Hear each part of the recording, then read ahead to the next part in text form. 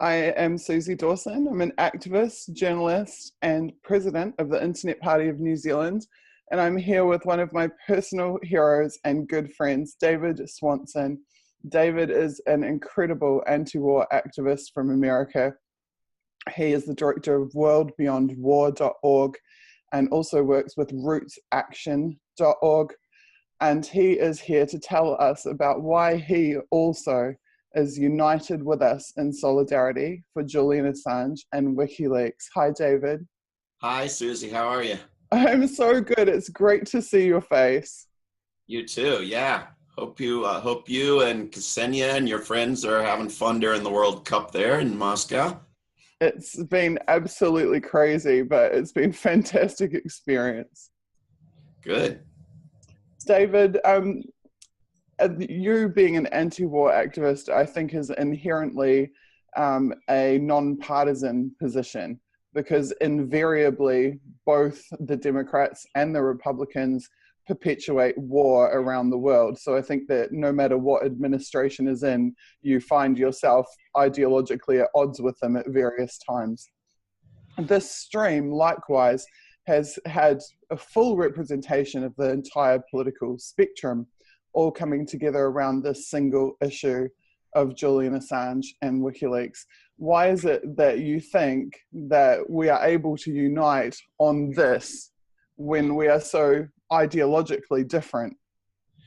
Well, I think it's very important, and I think it's admirable that it's being done. And somebody like Scott, who was just on, I've agreed with and worked with on the issue of war, and there's probably nothing else on which I agree with him. I disagreed with almost, the entire last 5 or 10 minutes there.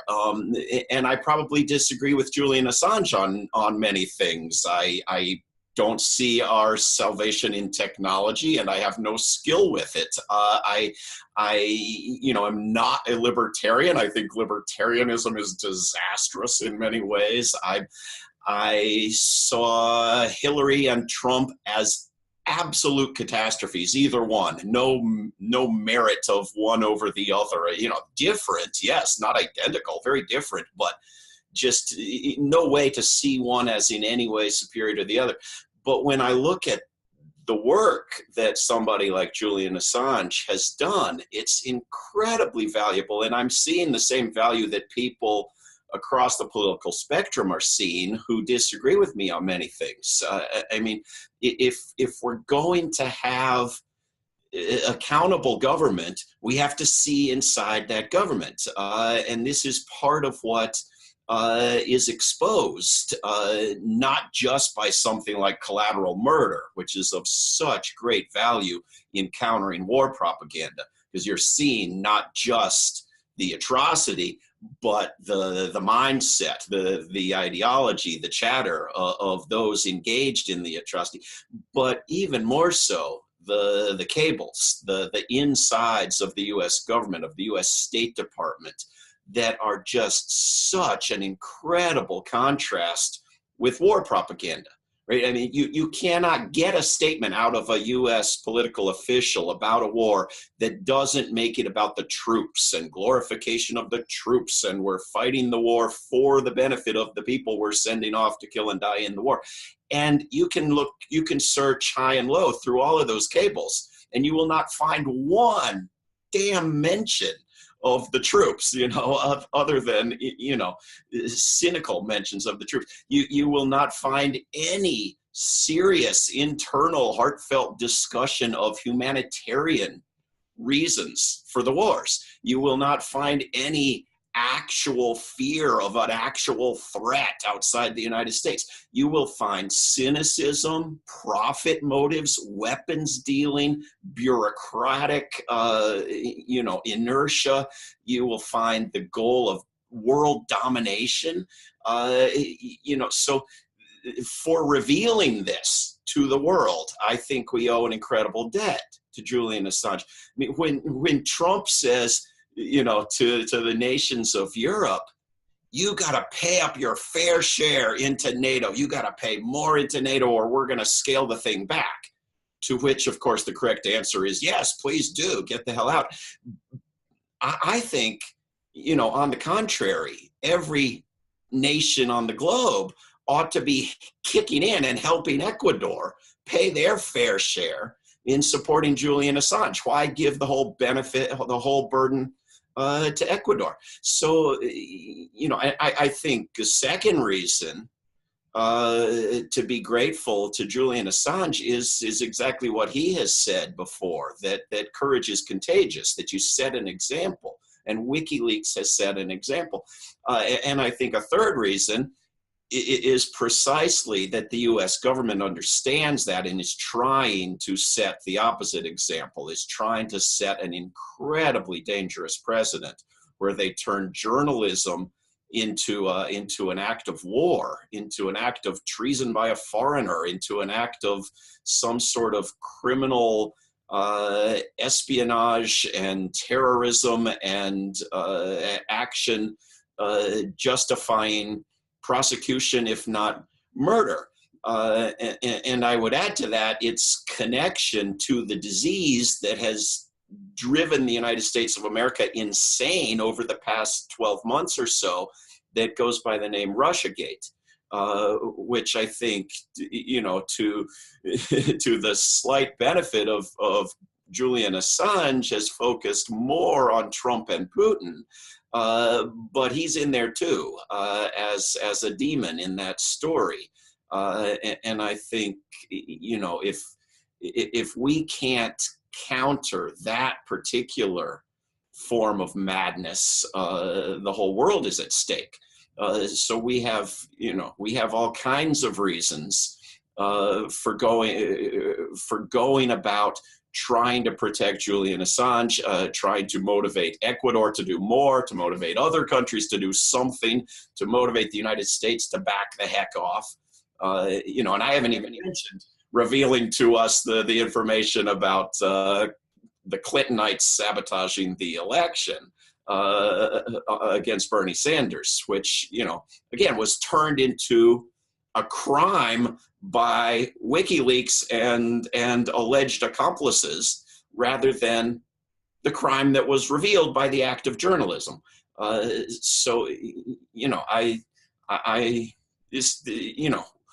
Neither journalism nor internet technology is my field of expertise, but as someone who wants accountable government and peace, I have to say, thank you, keep it up, and we've got to, make it possible for someone like Julian Assange to live a healthy, happy life and to continue what he's doing. Earlier on in the stream, I had the incredible honor of interviewing Daniel Ellsberg, and he also believed that the action being taken by the Trump administration against Julian was to provide a precedent under which they could continue on to persecute other journalists in the future. So do you agree with that? Do you believe it won't stop with WikiLeaks? I don't know why it would. The power has never conceded anything without protest, as Frederick Douglass said in this country many years ago. If we don't resist, if we don't push back, they'll take more. And it's an incredible, groundbreaking precedent. It's very new. The approach they're taking that builds on the approach of drone murder, where you name individuals abroad as criminals and target them with murder. It builds on the demonization of the media and the partisan identification of opponents as traitors, and it turns journalism into crime, and it's of course not journalism, but it's challenging journalism. It's not obedient, subservient state journalism under the banner of private free press. All of that is perfectly fine, which is why you see these corporate media outlets that have benefited from WikiLeaks lifting not a finger to protect WikiLeaks, which, you know, you'd think they would see. I think it was Scott who was just talking about the movie about the Washington Post doing something decent decades ago. You would think they would have the ability to see down the road that it is a threat to all journalism of any quality whatsoever, to turn certain journalists into criminals because the state is embarrassed by what they said, as well as to turn whistleblowers into and sources into criminals and traitors for what they reveal. You know, but the motivation is nothing new. It's the distance to which it's progressed, how far they've gone now in locking up whistleblowers, prosecuting whistleblowers, putting Jeffrey Sterling, who we could talk about, in prison, putting Reality Winner in prison or in jail thus far for, you know, as far as I know, revealing a nonsense story about nonsense evidence about a nonsense story, and having the media outlets blow her cover immediately. I mean, the incompetence from all parties is overwhelming, but takes nothing away from her courage or from the importance of protecting whistleblowers and sources. And I think when you have a government that believes it can go after both reporters and their sources as criminals and as enemies in war, worthy of murder, you know, this is something beyond, you know, what was seen even in World War I. I mean, this is groundbreaking, and yeah, it's going to set a precedent. It always does. And you mentioned the drone wars, and we've seen that, sure enough, there are already international journalists, even quite accomplished, even chief of bureau in the case of Pakistan and Afghanistan, I believe, journalists who have been added to the kill list, yes, completely extrajudicially. Well, the whole thing is extrajudicial. Yes. The entire kill list, or multiple kill lists in the U.S. government from the time of Obama and before, as far as we know, has never had anyone on it who's been indicted for a crime, much less convicted of a crime, and is not a judicial way of prosecuting a crime. And in fact, most of the people who have been killed have not only not met those qualifications, they haven't been identified in any way whatsoever, other than they are Homo sapiens. You know, but to put men, women, and children on a list to be killed because they're enemies, because they're uncomfortable, because they embarrass, because they humiliate, because they hurt some agenda that is itself criminal. I mean, this is what we saw with the drone murder of Aulaki, who they, you know, after the fact tried to justify as somehow his having been part of a crime, but the chronology didn't fit. He was in fact targeted, and then his children targeted for things that he said. That were not, that I might not have agreed with or liked, but, you know, this is actually not legal, not moral, not productive, to be murdering people for things they've said, things they've written. You know, it's counterproductive on its own terms, but to talk about it as being in any way legal is outrageous. And this is what we see in the halls of power in Washington. We actually have had top liberal law professors testify before Congress that murdering people in this way, journalists or otherwise, is outrageous murder unless it's part of a war. But if it's part of a war, it's perfectly acceptable. But we can't know if it's part of a war unless the president tells us, and the president doesn't want to tell us, so we're helpless. This is what the establishment in the United States has reduced itself to in order to avoid actually resisting anything rather than just calling itself the Resistance as if it's, a character in a Star Wars movie. So one of the questions that we've been getting constantly from our audiences as we've been doing these vigils over the last couple of months is, what can we do? Because people, they are accessing the information, they are understanding the problems, but they are lacking ideas, tangible ideas for things that they can do. And I think with your immense organizing experience and the fact that I know you're constantly undertaking actions and events to try to push back against this, what would be your, top 5 things that the average person who's watching this stream, who supports Julian and WikiLeaks, but who does feel powerless, could do to help to support him and to free him? Well, you may have heard lots of better answers already than I can give, and I hope you'll make a collection of the greatest hits after this marathon here. But I think, a part of what I do is online activism. So you can take 3 seconds without even tuning us out, multitasking, use 2 windows, and go to rootsaction.org and sign the petition to Ecuador that many thousands of people have signed, saying, thank you for what you've done in the past. You need to protect Julian Assange and not give in and not let up.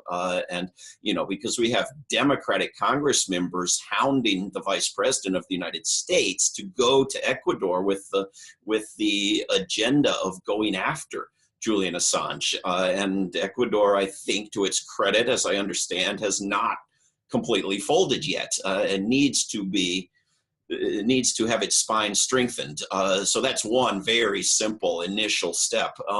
I think getting groups of people together and organizations that bring groups of people together locally and having educational events, where you use this video footage that you're creating here, use whatever is the best text, audio, video to educate people, and then take that message to the local media, to elected representatives or future elected representatives. I've actually been encouraged in the United States by the fact that for the first time we have someone who's going to be entering the U.S. Congress next year, a woman named Alexandria Ocasio-Cortez from New York City, who actually has a strong anti-war, anti-imperialist, pro-peace position and similar strong positions on everything else. A sort of a Bernie Sanders candidate without the warmongering, a better than Bernie candidate. And there are good candidates, of course, in the Green Party and other parties, and the Libertarian Party is good on anti-war, but there are actually good candidates winning primaries. Get them to advance the agenda of protecting Julian Assange, and then hound the rotten core of the establishment with, here's the new position that the people actually winning popular support are holding. I think there are all kinds of activist events that I would encourage people to take part in, and groups to support. World Beyond War is the other group that I work for, and we've our last couple of conferences we've teamed up with the Sam Adams Associates for excellence or integrity and intelligence, I guess their name is, who have given awards to whistleblowers and people who've done good work in so-called intelligence spying, and that's a group worth supporting. We had a couple conferences back had Craig Murray there, who claims that he actually during that conference got a hold of the information from the Democrats that all of this Russiagate fuss is about. The No to NATO conference today in Brussels, the the Armistice Day events and anti-weapons parade events coming up November 10th and 11th. Go to worldbeyondwar.org and sign in and get involved and look at all the things we have that you can do. David, I'm really fascinated to know how it was that you yourself got involved in anti-war activism, because I do feel that most of this planet, quite naturally, is actually against war. Most people, the vast majority of people, don't actually think we should be dropping bombs on innocent men, women, and children in a dozen countries, or however many we're up to now. And yet, it seems that so few find the pathway to anti-war activism to really make a change or do anything about it. So how did you transition? How did you make that transition? Yeah, well, I'm pretty certain that you could speak for non-human species and say that they are all against it, given that it really is, by numerous measures, indisputably the top destroyer of the natural environment, as well as being the one place that wastes enough money, that is, spends enough money on something unnecessary or destructive, where you could get the funds with which to make a serious effort to try to save the natural environment. I think you're also right about humans, and I was always one of them. I don't have a Saul on the road to Damascus conversion story. I never cheered for war. I always sort of thought it was evil, but I never got into anti-war activism as a major activity, much less my career, until I was, pretty fairly well along. I didn't get into it straight out of high school or college because there's no advertising. There are no billboards. There are no recruitment offices. There are no, race cars and professional basketball jerseys. And, the recruiting budget of the military is just not matched by the peace movement. Nobody knows it's there. And there is, in fact, a lot more peace activism than the corporate media will tell you, but there's not nearly what there should be. So, when I was a kid, when I came into contact with the military, it made me actually physically ill on some occasions. I never liked it, but it just took me a while to find out that you could have a job. And so I had a job in activism on domestic issues, on living wage and banking and housing and racism, and then I got a job as a communications person for a presidential campaign for a congressman named Dennis Kucinich, and we pretty much talked about war and peace. And after that, I started getting jobs with peace organizations, and I've kept doing that because I think it's the single worst thing that humans do. I think that the twin dangers of nuclear apocalypse and climate disaster are the big dangers confronting us. And because militarism is the top contributor to both of those dangers, as well as being the top corroder of our culture, promoter of hatred and bigotry and racism, the top proliferator of guns and militarization of society and police, and pusher of the pro-gun ideology I just heard from my buddy Scott, and the top drainer of resources from all things good and decent, and the top eroder of our civil liberties in the name of wars that are fought for so-called freedom. You have to explain to me why anybody is not engaged in peace activism. I completely agree. And that's why I'm hoping that we can give them that spark, give audience members that spark to realize that they can transition this area of their interest into an area of action. I am really painfully aware of the fact that, as lovely as this is for us all coming together, and as positive as this is for Julian, he can't even watch this stream. He can't watch it live. We'll be lucky if someone can somehow get him in a DVD at some point to watch. He can't speak to his mother or to his children. He can't do his work. He cannot perform his journalism. His doctors have been warning for more than 2 years now that he is facing a mortal risk inside of the embassy. How did we get to this place where so blatantly in front of the entire world, the Western powers, who are usually so preoccupied or with appearing to care about human rights in other countries, how is it that they can, I mean, it was called slow motion assassination was the term used today by WikiLeaks. How is it that they can perform such a public slow motion assassination in front of our eyes without just completely exposing themselves for the hypocrites that they are? Well, to some extent, they are so exposing, and some people are waking up to it as a result, but many are not. First of all, if Julian Assange does get to see this someday, let me say thank you for what you've done, and I'm sorry that the world is letting you down. I feel the same sort of gratitude to Chelsea Manning, to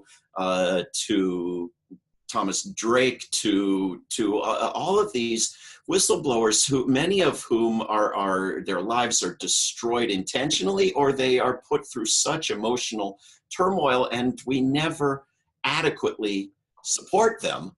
And then in some cases, we as a species go after them. It's reprehensible. I think, part of the blame here is on the United Kingdom, which is engaged in an intense propaganda effort on behalf of the United States and the weapons industries and Russia haters around the world, lying about chemical attacks, lying about spies. The president of Croatia is, there to cheer for his team. There's not a single member of the UK government in Russia for their big national sport, because the hatred is so universal. To try to answer your question, and this is certainly the answer in terms of U.S. thinking, there is a division between good people deserving of humanitarian efforts and public defense and aid and wars on their behalf, and there are evil people. The U.S. murders people in prisons, what they call capital punishment. The U.S. tortures people in prisons with solitary confinement, with violent brutality. The entire Western culture, the Hollywood film, the Harry Potter books, every genre, there are good people and there are evil people. And once Julian Assange has been placed in the category of evil people, of enemies, he's not someone to be understood as a flawed human being with some good and some bad and things you might disagree with. No, he's evil. And someone who is evil is to be murdered for the sake of the forces of light and goodness.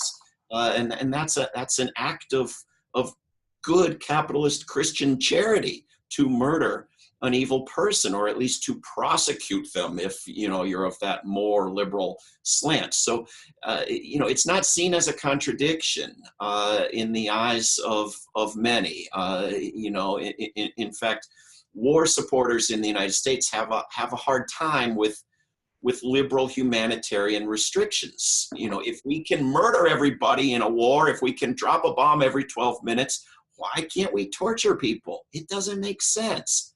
And if we can murder people, we can drop bombs on their houses every 12 minutes. Why can't we go after an evil, treasonous, traitorous collaborator with the forces of evil who's harming our government by exposing its secrets and endangering our top assassins? People justify it in their minds because they have this worldview that needs to be undone in a major process. So part of it is that they've been socially conditioned, but also I think there's an element of desensitization, right? If we can see flying killer robots extrajudicially assassinating people in how many countries for how many years, and accept that, or apparently have come to accept that that's somehow normal, when so clearly it's not. It's ludicrous at every level and inhuman. Is this the desensitization that then allows people to watch the slow motion assassination of Julian Assange and accept what the mainstream media pundits have to say about it? Yeah, I mean, that's part of why people accept all kinds of evil, police violence, war violence, immigration violence. People have been desensitized by propaganda, by entertainment, by infotainment, by endless movies that treat violence as harmless to those who engage in it, and justified. Revenge is a completely respectable legal and political justification in the United States because it is in U.S. culture. I mean, you go look at the websites of Elizabeth Warren and Bernie Sanders and all our top liberals, and they justify the war on Afghanistan through the justification of revenge, which doesn't exist in any written law or in any moral doctrine, but it's completely acceptable in the United States as what is used. But I think it's beyond that with people who have been made the enemy. I mean, you have to understand that people in the United States in large numbers believe that Julian Assange helped kill lots of U.S. troops who were fighting in Iraq for the philanthropic, generous benefit of the ungrateful Iraqis. And he collaborated with the enemy. He also, and this bit appeals, you can have conflicting justifications for the same thing to different audiences, and they'll see the one they want to see. He also, in the minds of many, collaborated with Vladimir Putin and Donald Trump to steal an election from a good, liberal, anti-racist, humanitarian philanthropist, first woman president who deserved to have her coronation last year. So, people have a very different set of facts. And this is why WikiLeaks is so incredibly valuable. I mean, people ask me, everywhere I speak, people ask me, how do you decide what's true? There's all this conflicting, there's thousands of news sources on the internet. How do I choose which one to swear my allegiance to and believe? And I tell them, not to any of them. But there are a number of tricks you can follow, and I'll mention just one, which is go to the original. Don't read a report about a memo, go read the memo. And this is what WikiLeaks almost entirely is the memos, the originals. And this is what people should be looking at. So it's incredibly valuable in itself and as a model. I completely agree with you. And, those critical thinking skills come from reading and being able to absorb information and material. That's step one, is that you have to open yourself to it and be accessible to it in order to consider it and to think about things critically. I think you're absolutely right that WikiLeaks, by providing those raw documents, is empowering people to assess information rather than to have the results of them. How do I want to put it? What I'm trying to say is that it kind of allows them to cook the meal themselves rather than just eat the McDonald's. Yeah. I think that's probably the best way I can explain. It's empowering people to complete the entire process of absorbing information rather than just to be delivered the soundbite through CNN. Yeah, but you said one very disempowering word at the beginning of that, which was read. A lot of people don't read a damn thing. I mean, if somebody had the time and the resources and could turn each document that's been put online by WikiLeaks into a cartoon video, and a cartoon video with extra explanations in the margin of who these characters are, that these things being named are countries, what continent they're on, what sort of country they are for. I mean, this is the level of education that we have to go to. It actually has helped Donald Trump that he speaks at a fourth grade level. I mean, there are many, many things that have helped him, but that's one. And I mean, the New York Times reported that an extensive study where they had people in the United States put a dot on the world map for where North Korea was. And the farther, and we're talking thousands of miles, the farther away people were from the accurate location, the more they agreed with the proposition that North Korea should be bombed. Right? So, I mean, basic facts, if people can be given basic facts together with the new revelations and not have to read it, at least have, some audio program read it to them, but better have it turned into a video. This is why collateral murder was, perhaps the single most valuable item that I've seen from WikiLeaks, certainly from my particular activist perspective, because it's so powerful and because it's a video. Nobody had to read anything. Well, very few words people had to read. That's pretty insightful. And I think in some ways, the knowledge that it was real, but the fact that it visually looked like something you might see at the movies. I mean, often in a Hollywood style movie, you'll have that kind of like gunship view, helicopter gunship view. Yeah. But people understanding that those weren't actors, those weren't characters, they weren't scripted. That really was an actual event, and those were real people whose lives were ended by that. I think absolutely was incredibly high impact. David, you've been at this for a while now, your activism. You haven't ended war yet, though I think you've definitely had a lot of impact in a lot of people's lives. I would like to know, what are the positives? We know all the negatives. We know that they're invading more countries, dropping more bombs every single year. The technology that they're employing is ever more despicable and dastardly and unfortunately advanced and ruthless.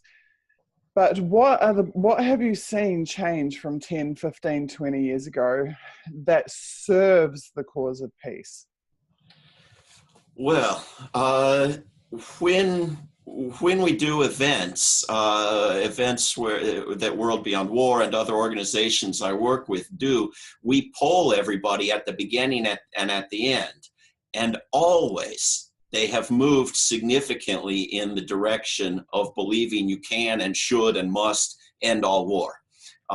When I've done debates with, for example, a professor who teaches what they call ethics at West Point, U.S. Army Military Academy, where we got people in the room who didn't agree with me at all to begin with. Again, we poll them at the beginning and at the end of the debate, and they've moved dramatically. And it's not because of any particular brilliance on the part of me or some other speaker, but it's because people have never heard the case made against the institution of war ever. It's new to them, so it's easy to move them with it, and even more so when they're younger people in college classes and so forth. So it is something that's very, very possible. The question is how to do it on a larger scale and reach more people with it. Ed Schultz, who just died, who was on sports and right wing and then semi-left wing, MSNBC, and then Russia Today. The last time I was on his show, which was on MSNBC, and I spoke against war, I heard from so many people that they were moved by this 60-second segment.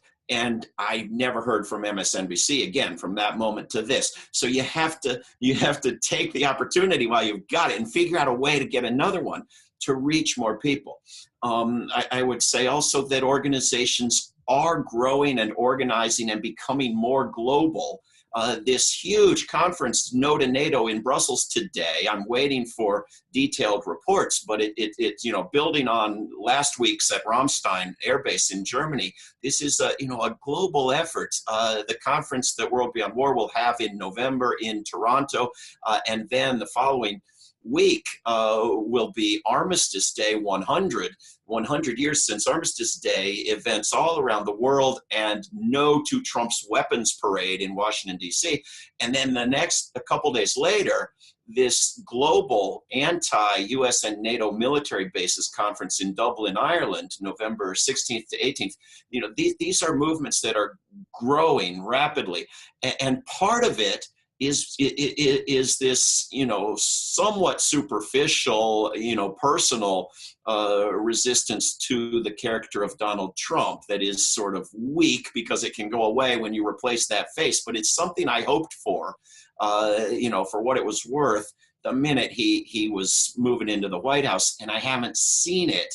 And now we're seeing things like Google employees, a minority of them, but a significant group of Google employees saying no to military contracts, which is sort of weird because of all the other Google military contracts. Google has always had lots of military contracts. Why are they objecting to this one? And the best I can understand it is that in the era of Trump, it has now become acceptable in Silicon Valley to oppose war in a way that it wasn't in the Obama era or even in the Bush era. And so there are encouraging signs, and the successes we have are never advertised. Right? I mean, stopping the leveling of Syria in 2013 by Obama, getting that treaty, that agreement wasn't a treaty, unfortunately, with Iran for a few years there, and even more encouraging, having other countries say, to hell with abandoning that agreement, we're going to keep it. To hell with your trade policies, we're going to do our own. To the extent that other countries can and are beginning to resist U.S. demands, and not violently, but non-violently through the rule of law, isolating the United States as the rogue nation rather than the global leader that it actually is. This is encouraging. It's not all the work of the peace movement, but that it's happening, and that the peace movement dovetails with it and can find ways to encourage it, gives us something to work on. And I think there's a bit of an image of the peace movement as, having a big rally when there's a war, and that's it. Or maybe having a conference once a year. But something I was really impressed with is that you guys literally took not just the fight to the steps of the Pentagon, but your canoes with you. Could you tell us a little bit about that?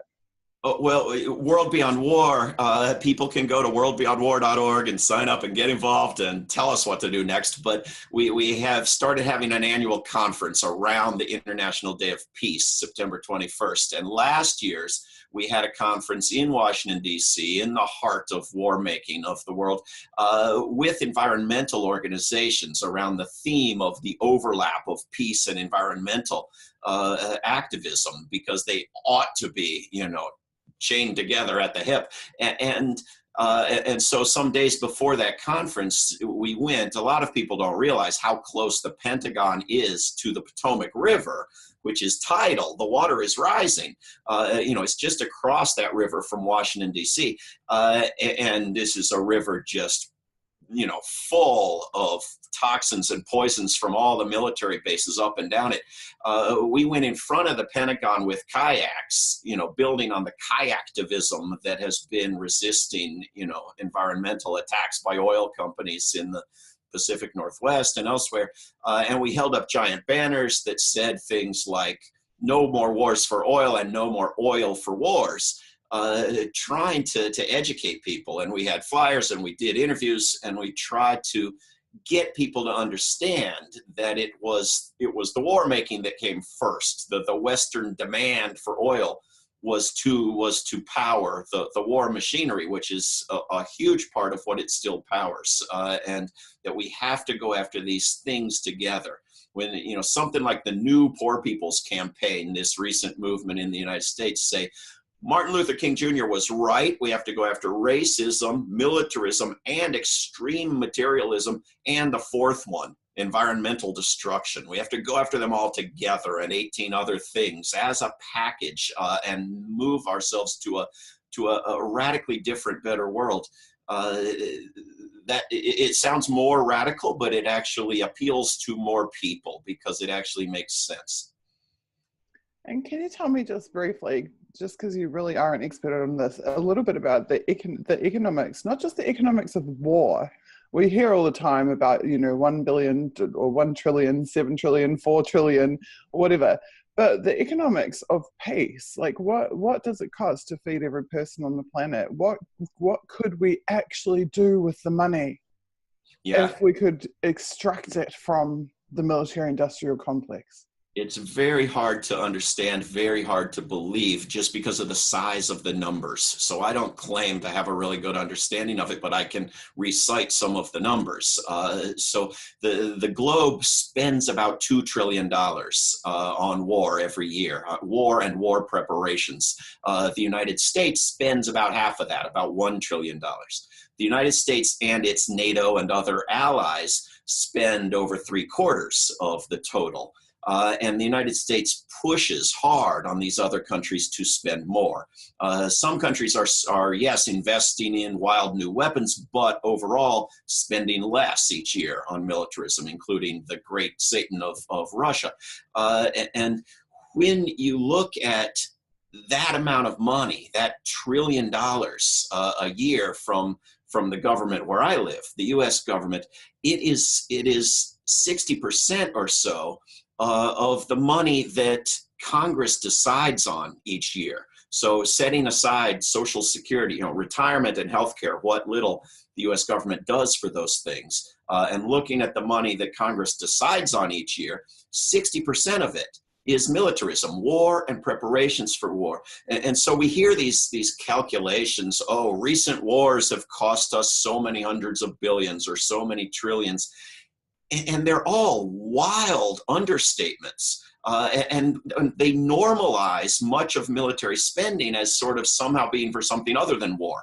In fact, military spending is for nothing other than war and preparations for war. Nothing else. That's what it is by definition. And it's $1 trillion a year just from the United States, and huge sums from other countries. And you do run into this really sociopathic justification that at least it's economically good, at least it creates jobs. And it doesn't. It's a lie. It eliminates jobs. You get more jobs by spending the same dollars on education, infrastructure, green energy, or never taxing that money at all in the first place from working people.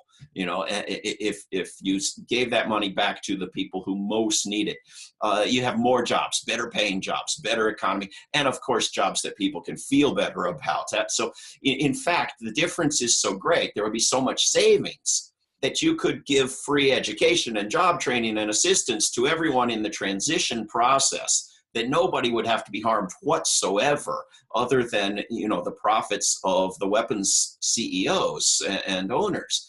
You could do a conversion to a peace economy without any economic damage and great economic gain. Now people will say, but you lose the imperial benefits of stealing the wealth and resources and labor of the rest of the globe. Yeah, not necessarily. Many empires have been better off in the so-called homeland, fatherland, when they shut down, including the British. And we actually can't environmentally survive continuing this type of so-called lifestyle. We have to change, and it doesn't have to be for the worse. It can be for the better. 3% of that $1 trillion, or 1.5% of that $2 trillion, could end starvation on Earth. A little bit bigger percentage could really end hunger and poverty on Earth. 1% of $1 trillion, 0.5% of $2 trillion, could end the lack of clean drinking water, including in places like Yemen, where you have the worst outbreak of cholera ever seen. It's absolutely, it's just incomprehensible, literally incomprehensible, what you could do with the money. And it is that choice of how to spend the money that kills the most people, that kills far more people than the violence of the wars or the secondary effects of that violence. It's the choice of how to spend the money that actually is a moral problem. It actually kills many more people than anything else. What you just said there is absolutely key. What I heard is that you're saying that the poverty experience and the deprivation experience domestically within the United States is tied to the violence inflicted upon foreign countries. Is that correct? Well, yes, it's correct, but I want to expand on that because the amount of money we're talking about is so gargantuanly huge that there is just no reason to single out the United States. This is the kind of money that could transform the globe. So when I say 3% of the US military budget could end starvation, I mean starvation on the planet.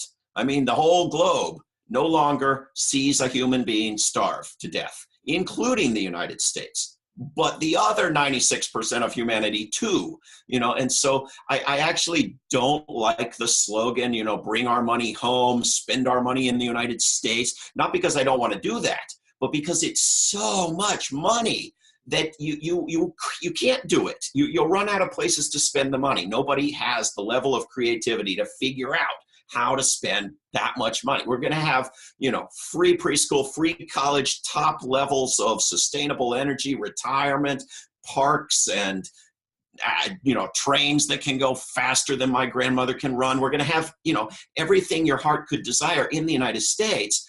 And we're not going to have yet spent most of the money, so why get selfish about it in your rhetoric, unless it's because you haven't comprehended how much money we're talking about. We're talking about making the U.S. government the most loved rather than the most hated entity on the planet by giving actual aid, not so-called military aid, to people who need it around the world. That is literally the stuff of dreams, David. It's literally the stuff of dreams because we are told, it's the language of the effect of privatization and the language of austerity. We are told there isn't enough. There isn't enough to go around. There isn't enough to sustain everybody. There are people who have genuinely bought the line that overpopulation means it would be a good thing to get rid of a huge chunk of the human population because it would make things more affordable for the rest of us.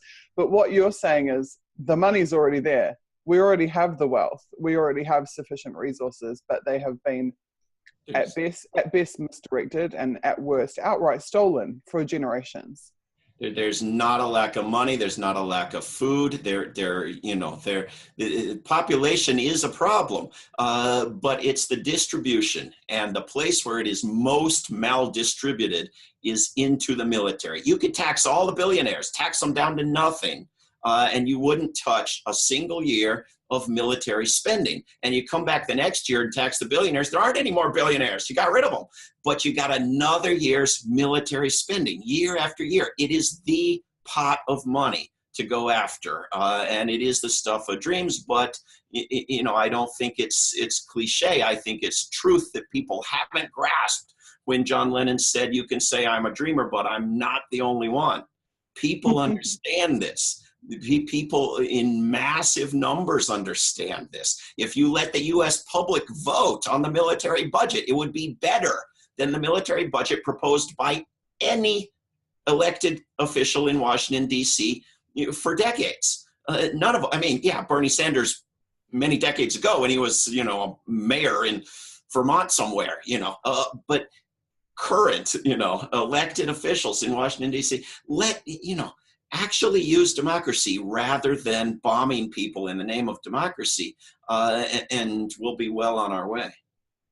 So just as they've inflicted deprivation upon people and able to continue to perpetuate this in terms of economics and of war, I think that in the context of WikiLeaks and with Julian Assange, there's also been a deprivation of information historically the information, what filters down to the public is so highly controlled and manipulated. And I think WikiLeaks has just blown those doors wide open, because all of a sudden we're accessing this information that allows us to empower ourselves in ways that have been restricted previously. Which shows to me that this is more vitally important than ever, that we keep that unrestricted flow of information, or even that we expand it as much as possible, that we need more WikiLeaks and more initiatives like that. We have to wrap in 2 minutes, David, but what are your final thoughts around the significance and the importance of the work of Julian Assange and of WikiLeaks? Well, I couldn't agree more. You know, the fundamental problem in political thinking in at least my culture and my community is the bad treatment of history and the replacement of history with mythology. And journalism is supposed to be the first draft of history, but we got journalism in the major media outlets in the United States that's, you know, a first draft of mythology, a first draft of propaganda. You know, we have blatantly, knowingly dishonest and biased so-called first drafts of history. So when we can replace that with actual credible facts, again, as I heard Scott say, and everybody says, not because the State Department cables are truth, but because they are actual State Department cables. When we can get our hands on that kind of information, so we don't have to start drafting the history books with, you know, Iran was a bunch of crazy Muslims who were going to nuke the world, so we had to either bomb them or come up with an agreement, and we came up with an agreement, but then we decided to bomb them. You know, that shouldn't be the first draft of history.